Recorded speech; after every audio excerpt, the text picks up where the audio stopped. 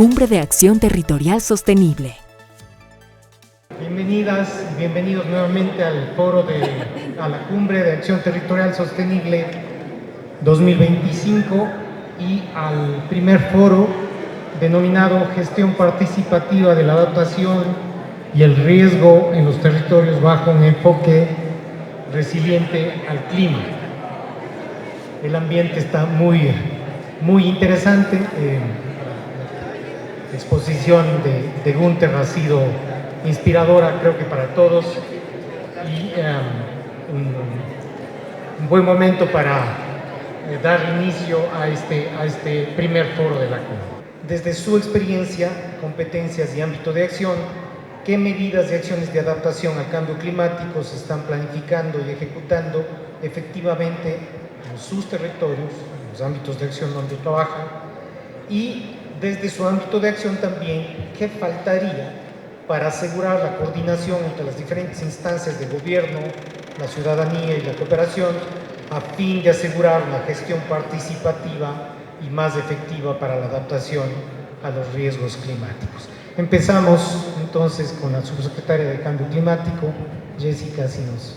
Y vemos a este espacio como una oportunidad para el diálogo, para las alianzas, y también poder señalar, como en su momento se habló, nosotros somos un país signatario ante la Convención Marco de las Naciones Unidas sobre Cambio Climático, hemos ratificado el Acuerdo de París, y esto a nosotros nos hace también un país referente en tener compromisos de manera internacional y nacional sólidos a través de las políticas que tenemos, como es la Estrategia Nacional de Cambio Climático, que está próxima a actualizarse, la Estrategia Nacional de Financiamiento, el Plan Nacional de Adaptación al Cambio Climático.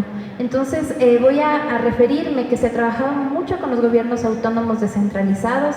En este caso, se tienen varios proyectos a nivel provincial, cantonal y parroquial, enfocados un poco más en la restauración de los ecosistemas protectores de las fuentes hídricas, la construcción de infraestructuras resilientes, se habló mucho de los ACUs y también de la gestión hídrica.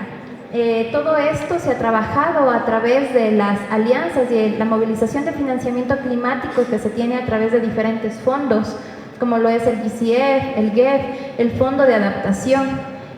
Aquí también están, y veo que están presentes la prefectura de Zamora Chinchipe, la prefectura de Pastaza, con quienes estamos trabajando actividades de mitigación al cambio climático y también para incluir el enfoque de adaptación al cambio climático dentro de los planes de ordenamiento territorial. Se ha trabajado mucho de la mano con la Secretaría de Planificación para contar con una guía que puedan ustedes ser una herramienta clave para transversalizar el enfoque de cambio climático, incluirlo dentro de los PDOTs, pero realmente, como ustedes lo decían aquí en varias de las intervenciones, estamos llamados a la acción, que la política climática, que la política nacional realmente se pueda visibilizar y transversalizar en las políticas territoriales. Y ahí voy a hacer un poco más de referencia a qué nos está faltando. Y más de verlo como qué nos falta, sino verlo como una oportunidad de realmente establecer estas alianzas que nos permitan a nosotros operativizar de manera territorial. Se habló mucho que la acción del cambio climático se hace desde territorio. ¿Y por qué se hace desde territorio? Porque son los territorios realmente los que están viviendo los efectos del cambio climático. En este caso vemos muy elemental la articulación con los gobiernos autónomos, partiendo del fortalecimiento de capacidades. Y un fortalecimiento de capacidades en todos los niveles, y también hablo desde el gobierno central. Tenemos los equipos técnicos que muchas de las veces tienen varias cosas que hacer, pero tenemos que fortalecer sus capacidades para la movilización de financiamiento climático, para establecer medidas y acciones reales a los territorios, y aquí hablo mucho de que tiene que ser muy aterrizado a la realidad puntual de cada uno de costa, sierra, Amazonía. Es por eso que me gustaría también anunciar que desde esta cartera de Estado, en articulación con CONGOPE, con AME, vamos a hacer un trabajo en los siguientes meses que nos va a permitir operativizar de los diferentes programas, proyectos que se han implementado y la movilización de financiamiento que se ha tenido, se tienen muchos insumos como guías, herramientas, que realmente no queremos que se queden en un escritorio, que muchas de las veces se dice, sino poder tener un pool o una herramienta clave que sea entregada a cada uno de los GATS, pero no dejarlo como una entrega de información o de herramientas, sino también partir, y ahí señalo nuevamente que estamos en estos preparativos para tener un fortalecimiento de capacidades continuo. Y cuando hablo continuo, no es que hoy hacemos un taller, mañana hacemos otro taller, sino que sea un fortalecimiento de capacidades continuo para que realmente se puedan aterrizar iniciativas que contribuyan a la adaptación del cambio climático, con temas de gestión hídrica. Pasamos por muchas situaciones, tanto de estiaje como de sequía, entonces tenemos que transversalizar e incluir dentro de los planes de ordenamiento territorial estas acciones con criterios concretos de cambio climático para que no quede en un papel. Y también, bueno, hago un llamado en este caso a la cooperación internacional para articularnos también, en este caso con acciones. Sabemos cómo se establece la política nacional. Esta tiene que estar articulada a los PDOTs y no duplicar esfuerzos. Lo veo como una oportunidad para poder trabajar de manera articulada y que el beneficio vaya realmente a las comunidades, que exista una articulación nacional también con los planes de vida. Esas son acciones que también se están haciendo a nivel de territorio. Desde su experiencia, entonces, ¿qué medidas y acciones de adaptación al cambio climático se están planificando y qué hace falta? ¿Qué más hace falta desde la perspectiva de la sociedad civil? ¿Cómo están viendo las cosas? Primero, muchísimas gracias al Congope por esta invitación, y también qué lindo ver que haya 2.000 inscritos y participantes del día de hoy. Eso es como algo que llena el corazón. Así como decían, hay mucha esperanza también al ver tanta gente comprometida con estos temas. Bueno, yo les voy a contar desde una experiencia práctica en territorio, y aquí es súper lindo que vamos a escuchar también más acerca de otras provincias también en la costa ecuatoriana. Nosotros venimos implementando conjuntamente con el MATE, tanto a través de la Subsecretaría de Cambio Climático y la Dirección Zonal en Manabí, y también la GIZ, UICN, yo soy parte de esta organización, y el CATIE, una iniciativa que se llama Escalando Medidas de Adaptación Basada en Ecosistemas. Entonces, abarca estas temáticas clave que nos convocan el día de hoy.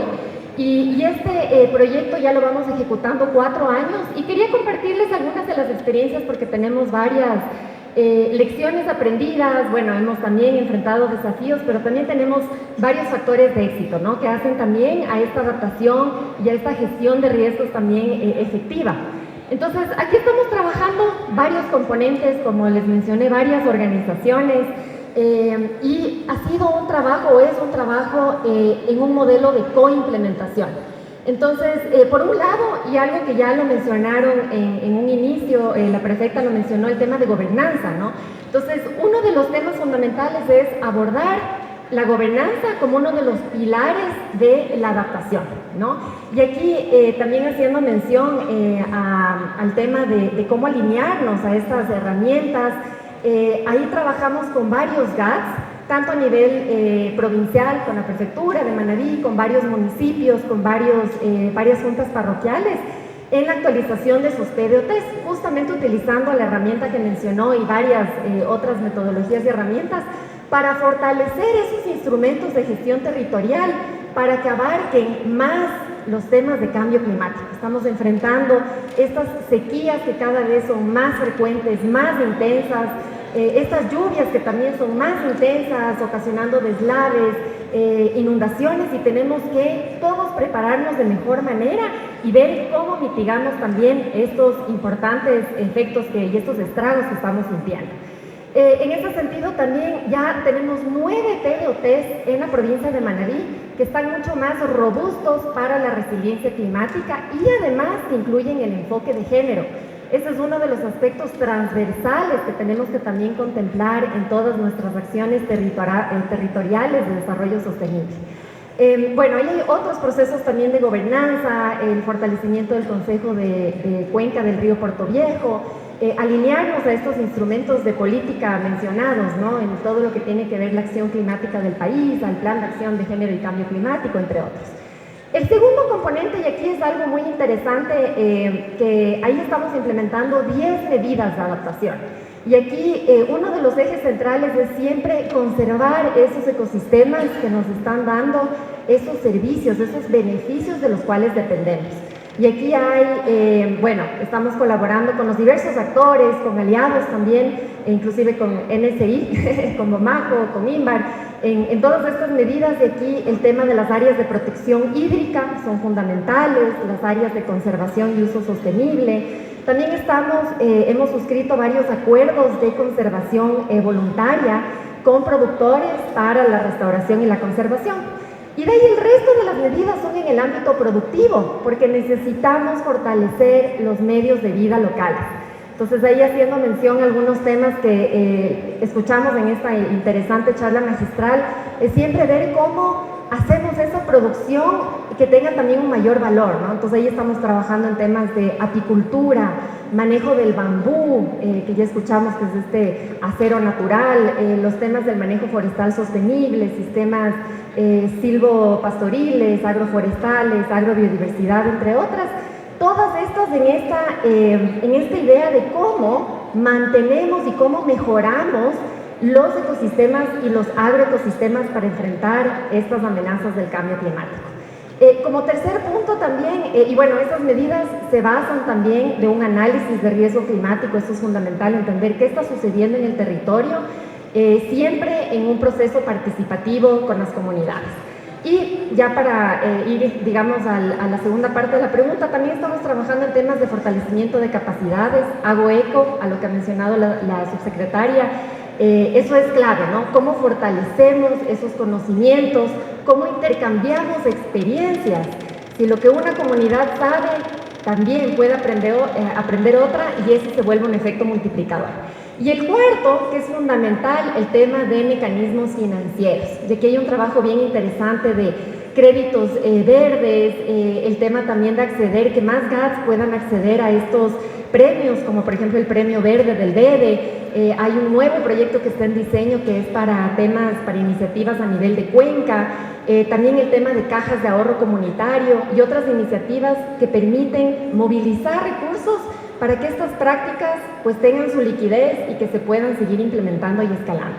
Y en ese sentido, para ya ir cerrando con lo que faltaría, bueno, aquí yo creo que uno de los temas fundamentales es esa coimplementación, que siempre estas iniciativas articulen a los diversos actores, desde sus funciones, eso también lo mencionaron al inicio, ¿no?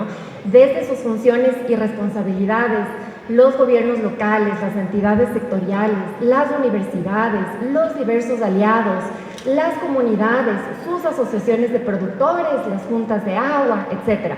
Ese es un trabajo conjunto. Sumemos esfuerzos para que la adaptación realmente sea efectiva, que sea sostenible y que ahí sí logremos impactos clave. ¿Qué es lo que se está planificando y qué es lo que falta por hacer para mejorar los ajustes en adaptación al cambio climático? Creo que es importante dar contexto, pensar dónde estamos frente al cambio climático, la situación global muy brevemente. Primero decirles que existen métricas que nosotros tenemos como humanidad para saber qué tanto estamos logrando enfrentar el cambio climático o no. Y eso es la temperatura promedio del planeta. Si sigue creciendo, significa que no estamos generando los resultados que esperamos.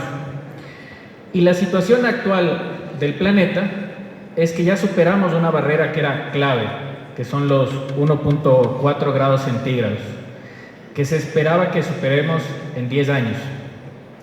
Entonces, primera lección, todos los esfuerzos que estamos haciendo a nivel global no están dando los resultados suficientes que estamos esperando. A las sequías, a las inundaciones. ¿Quién cree que estamos preparados como país? Levante la mano, por favor.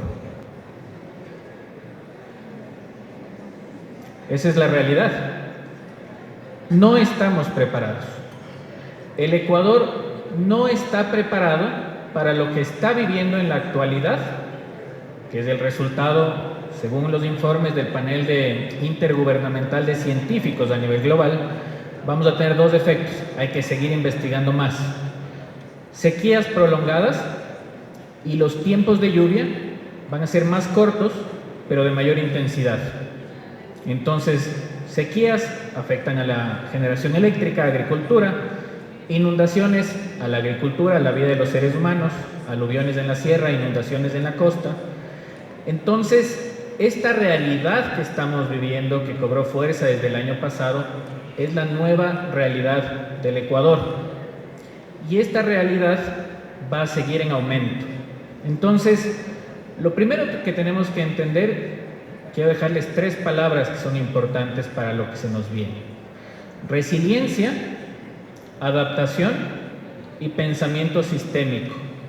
Las 3 van juntas, no pueden ir separadas. ¿Qué quiere decir esto? Que de aquí en adelante hay que saber qué es lo que nos corresponde a nosotros como ecuatorianos. ¿Es reducir gases de efecto invernadero? El Ecuador solo aporta el 0.43% de gases de efecto invernadero del planeta Tierra. Quienes generan los gases de efecto invernadero son los países industrializados. Entonces, nuestros recursos tienen que enfocarse en la adaptación y la resiliencia de nuestras sociedades. ¿Qué quiere decir eso? Que si sabemos que van a haber inundaciones, usemos métodos tecnológicos para prevenir y predecir dónde van a estar esas inundaciones y evitar esos efectos. Sin eso, cualquier emprendimiento bonito con hongos o cualquier otra cosa no va a funcionar. No va a venir la inversión acá al país. Nadie va a invertir en países que no tengan planes sostenidos de adaptación al cambio climático. Y el Ecuador claramente no lo está. Entonces, la preparación de los gobiernos autónomos descentralizados, de los municipios, debe ser fundamentalmente en tener planes sostenidos de corto, mediano y largo plazo para podernos adaptar, para que cuando tengamos inundaciones no destruyan las cosechas de nuestros agricultores, que cuando tengamos inundaciones no se destruyan nuestras carreteras porque hay deslizamientos, que cuando tengamos inundaciones, lluvias intensas, no tengamos aluviones que sepulten año tras año a ecuatorianos. Hace no más de una semana ya tuvimos el primer fallecido aquí en Quito, un agente de tránsito que le cayó justamente una pared. Si ustedes se fijan aquí en Quito, cuando viajan por la Simón Bolívar o cualquier calle que tenga una ladera en el lado lateral, ¿qué es lo que vemos? Ya están las piedras ahí, ya solo falta que se caiga. Entonces, es muy claro que no estamos enfocando los recursos en lo que es importante, y lo importante es que este país se adapte. Eso es supremamente importante. Viene el segundo nivel, que es la resiliencia. Resiliencia es el resultado de la adaptación. El Ecuador tiene que volverse resiliente, tiene que ser un país, hay países que ya han trabajado más de 2 décadas en esto, que ya no sea una inundación el común, que no sea lo común que se nos rompe un oleoducto cada vez que llueve y tenemos problemas en Esmeraldas ahora con mayor intensidad. Pasó el mayor derrame de la historia de este siglo, hace no mucho, 25.000 barriles, y esto, ¿qué es? ¿El nuevo común denominador de un país no preparado? Eso no puede pasar. Tenemos Coca-Cola Sinclair, que ya está la erosión regresiva 4.2 kilómetros cerca de llevarse a la principal fuente de energía de este país. ¿Y qué estamos haciendo? Esperando que llegue la erosión regresiva y se caiga la hidroeléctrica. Entonces, esa resiliencia se tiene que construir y se tiene que construir desde los gobiernos autónomos descentralizados. Y el último y no menos importante, pensamiento sistémico. Las acciones individuales ya no sirven. El irse a plantar arbolitos en un lugar para tomarse la foto y decir que eso es sostenible, no sirve. El irse a un sitio para decir estoy trabajando con la comunidad y me tomé la fotito y le di un biodigestor, no sirve, porque tiene que ser un resultado sistémico. Tiene que haber un aporte frente a la adaptación y frente a la resiliencia. Así es como tenemos que manejar los recursos en este país. Cero greenwashing. Ahora ya ese tema de irse a tomarse la fotito, qué lindo se me vio plantando un arbolito, no sirve. Si es que esa plantación que se hizo no tiene un plan, de corto, mediano y largo plazo. A veces plantamos arbolitos y solamente el 20% sobrevive 2 años, pero la fotito ya se quedó, ¿no? Entonces, hay que trabajar en que todas esas acciones, los recursos que tenemos como país, sean sistémicos, que tengan una razón de ser frente a lo que estamos viendo, que sea un aporte adicional para hacernos más adaptables y más resilientes. Nosotros desde la sociedad civil, desde el trabajo que hacemos, tenemos un proyecto llamado Galápagos Guardians, invitados a verlo. Buscamos combatir 16.000 toneladas de basura que sale desde el Ecuador hacia el océano todos los años y por las corrientes oceánicas va a parar en Galápagos. El Ecuador está destruyendo Galápagos con la basura que sale de aquí del continente. Tenemos aliados como la prefecta del Guayas, la prefectura de Pichincha, con quienes trabajamos de forma articulada, pensamiento sistémico. Generamos información desde información satelital, información con drones de alta resolución para saber dónde trabajar, pensamiento sistémico. Luego empezamos a trabajar en esos lugares para poder identificar cómo ir reduciendo esa contaminación. Este año estamos en el Guayabamba, 4 ríos más, próximo año en el Guayas, ese es nuestro trabajo y esperamos ser un aporte. Acá en el Ecuador se está trabajando el proyecto más grande a nivel global de lucha contra la contaminación plástica. ¿Qué quiere decir eso? No necesitamos gente de afuera que nos venga a explicar cómo hacemos las cosas. Acá hay gente pensante, inteligente, capaz, y con esas 3 acciones que necesitamos tener en cuenta, resiliencia, adaptación y pensamiento sistémico, vamos a poder salir adelante. Este país es maravilloso, es el país más megadiverso por kilómetro cuadrado de la faz del planeta. Si a Diosito se le hubiera ocurrido dónde hacer el Edén, lo hubiese hecho aquí. Eso es lo que nosotros tenemos y eso es lo que hay que proteger. Muchas gracias. Hemos estado plagados de problemas en los últimos tiempos y hemos vivido uno de los inviernos más duros, a pesar de que nadie nos advirtió de que era casi un fenómeno del Niño. Así que hemos sobrevivido casi 5 meses porque estamos en mayo y sigue lloviendo. Así que para aquellos incrédulos que dicen que el cambio climático no existe, sí, está aquí con nosotros, convive y todavía no comprendemos cuáles son las acciones que tenemos que hacer. Ya Inti dio el contexto, no me voy a dedicar a decir ello, pero quiero decirlo desde la lógica de los gobiernos locales y en este caso de los gobiernos provinciales. Los gobiernos provinciales, que tenemos pocas rentas porque dependemos del pago de sus impuestos, de los ingresos no permanentes, muchas veces, que llegan también tarde, mal o nunca, la planificación normalmente es muy difícil hacerla. Y por lo tanto, tener una estrategia de cambio climático y hacer nuestras obras de infraestructura adaptadas a la nueva realidad de los efectos del cambio climático es más difícil todavía.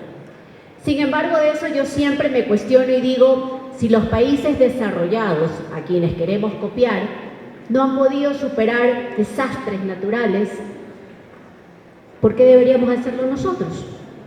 Por una razón, porque estamos poniendo en peligro la existencia misma de la especie humana.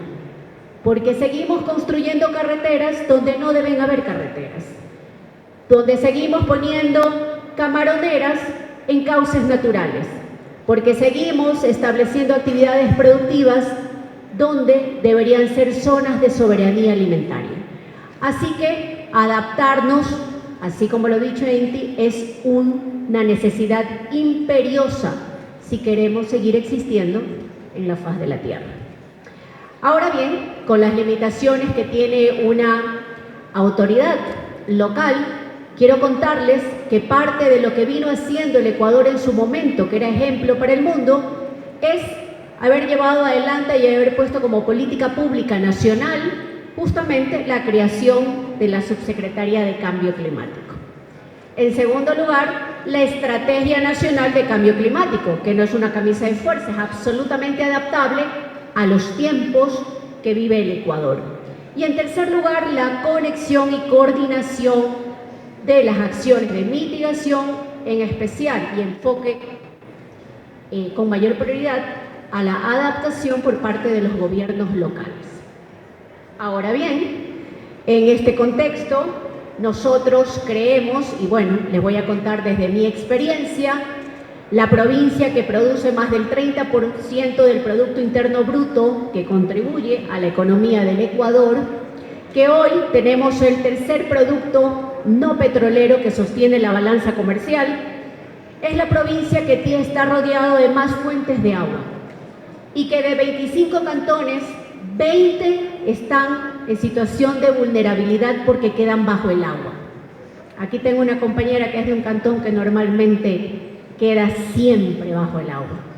Sin embargo de ello, básicamente lo que encontramos en esta provincia es que pasamos de inundaciones extremas a sequía extrema en los próximos meses. Así que algo que nos exigen normalmente nuestros ciudadanos es el famoso dragado de nuestros ríos. Nosotros llevamos adelante, y digo institucionalmente porque no fue contratado por mí, un famoso proyecto en la provincia del Guayas que es dragar el río Guayas, uno de los ríos más importantes de este país, que termina en nuestra provincia, pero que su jurisdicción atraviesa 8 prefecturas del Ecuador. Quiero contarles que luego de que la prefectura del Guayas contrató una draga, no sé si recuerden un eslogan que decía "va porque va", quiero contarles que la draga ya fue porque fue, ya se va. Finalmente, porque falló, porque nos decían que cuando draguemos no nos íbamos a inundar más y nos seguimos inundando. Y nuestros agricultores siguen perdiendo sus cultivos y seguimos creciendo de manera desordenada. Decidimos mirar a la cuenca del río Guayas de manera integral. Y aquí quiero hacerle un agradecimiento profundo a mis colegas prefectos.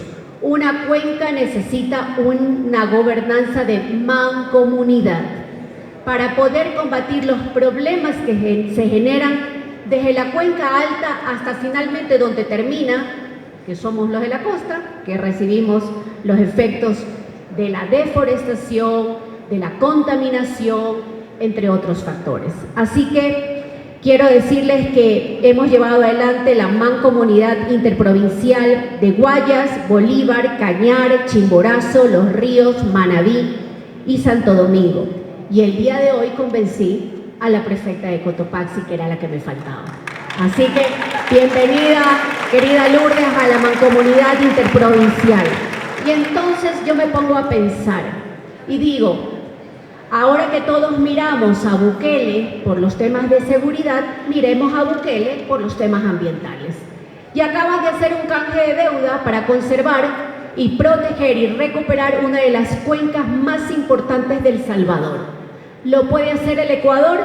Sin duda alguna, lo podemos hacer. Porque aquí, como lo dijo Inti, talento y capacidad profesional nos sobra. Y con la voluntad política de 8 prefectos y prefectas, estoy segura que vamos a ser ejemplo para América Latina y el mundo. También quiero contarles que la mancomunidad está casi lista, ya ha avanzado en 7 prefecturas, ya la próxima semana terminaremos con Cotopaxi, viene la gobernanza, hemos hecho el perfil de proyecto y lo hemos presentado a la CAF. Y quiero decirles que vamos por ese canje de deuda, para recuperar la cuenca del río Guayas, para que la prefecta de Cotopaxi no le suceda lo que hoy le está pasando en su jurisdicción, para que Bolívar, Cañar tengan la oportunidad de tener obras de infraestructura con una mirada diferente, justamente la mirada de adaptación. Así que pensamos en ejes rápidamente y contesto la pregunta. Esto es lo que estamos haciendo. Esto es lo que tiene que seguir haciéndose. Conservar los páramos y estabilizar los taludes, reforestar estratégicamente la cuenca del río Guayas, control de los sedimentos, por supuesto manejo de canales, entre algunas de las cosas, tratamiento de la calidad del agua y sus descargas, gobernanza local, y para eso se necesita política pública, alertas tempranas de zonas inundables o zonas de peligro. Y finalmente, sí, tocar las puertas del financiamiento. ¿Pero qué necesitamos? Del apoyo del gobierno nacional.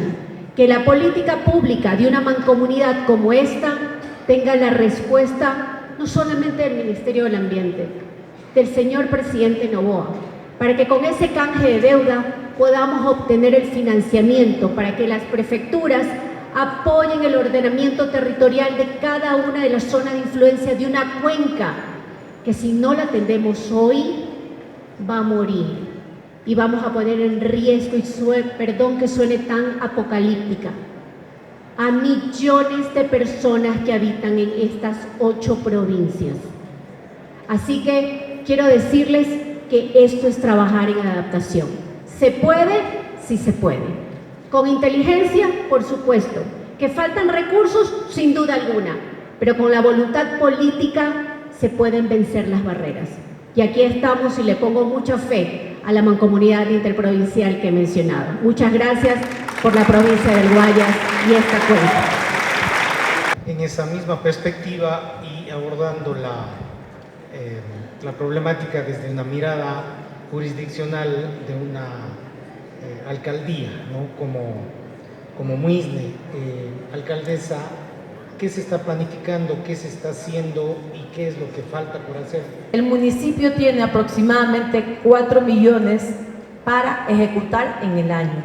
80% de ese presupuesto es gasto corriente.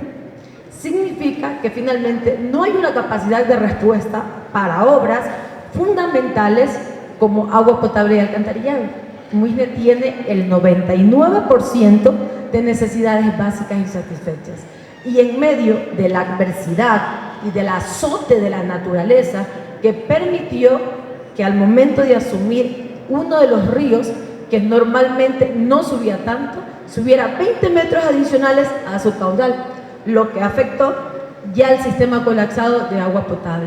De manera adicional, las lluvias incesantes han provocado el desbordamiento de los ríos, que hace menos de una semana acaban de dejar a 1000 personas sin absolutamente nada. Es decir, usted en la madrugada se levanta y se da cuenta que el esfuerzo de toda una vida, de 20 años, de 30, de 40 años de trabajo, simplemente se fue porque el río se desbordó. Frente a esa realidad, como municipio, hemos trabajado de manera muy fuerte con el gobierno nacional, con las diferentes carteras de Estado, que nos han permitido poder trabajar y conseguir a través de organizaciones no gubernamentales, con los multilaterales, financiamientos no reembolsables. ¿Qué hemos trabajado con la Secretaría de Riesgo?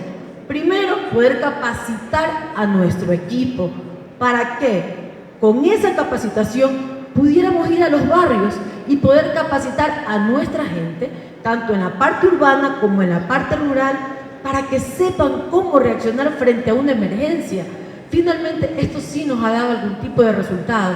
Hemos trabajado sistemas de alerta que permitan que un vecino active la alarma cuando ve un evento de esto. Finalmente, frente a la naturaleza es muy difícil poder predecir lo que pasa, y hemos trabajado con la cooperación internacional, con GIZ, un financiamiento que logró el municipio de 3 millones de euros, no reembolsable, que se va a implementar en 3 años. Significa que ese valor que hemos logrado con la cooperación internacional representaría nuestro presupuesto del año para poder implementarlo. Sería imposible para el municipio poder implementarlo solo, y lo hemos logrado con GIZ, que se llama Madlin, que permite poder hacer una concientización con diferentes actores de la localidad y, por supuesto, involucrar a la sociedad civil, a la academia, que representa la excelencia, para concientizar a nuestra gente la importancia de cuidar el único planeta que nos alberga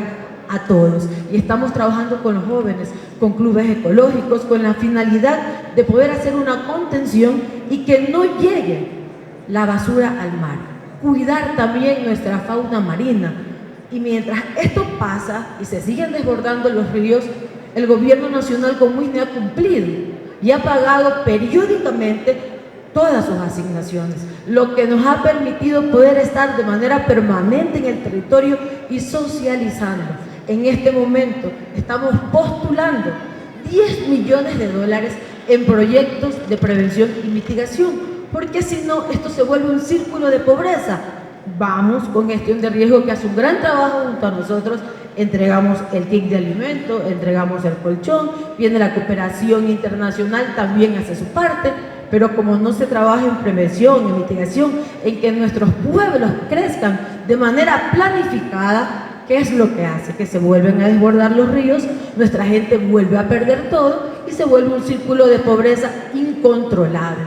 Pero sí es importante que también tengamos claridad en los diferentes niveles de gobiernos, que finalmente las autoridades respondemos a la gente, y es importante poder en este momento de unidad nacional sentarnos en una sola mesa y en una sola bandera para que la gente tenga unas respuestas del presidente de la Junta, de la alcaldía, de la prefectura, del gobierno nacional. Ya a la gente no le interesa si somos de izquierda o somos de derecha. Necesitamos darle una respuesta al ciudadano común, que está hastiado de muchísimos problemas frente a se empobrece, por ejemplo, Esmeraldas. Hace poco tuvo un sismo. En el caso de Muisne, 50 casas, completamente afectadas. En el caso de Muisne, que fue azotado por el terremoto, aún tenemos personas que viven en carpas. Y mientras esta lucha avanza, tenemos que trabajar por cuidar el planeta y también por dotar a nuestra gente de servicios básicos como agua potable y alcantarillado. Imagínense el desafío tan grande que tenemos como autoridades de poder llevar el líquido vital. Porque seguramente para la gente que esté en las ciudades es muy fácil cuando le da calor ir a la ducha, te bañas y te refrescas, ¿verdad? Si te quieres bañar y tienes frío, lo haces con calefacción. Pero resulta que en Muisne no existe ni siquiera la llave ni ducha porque no hay agua.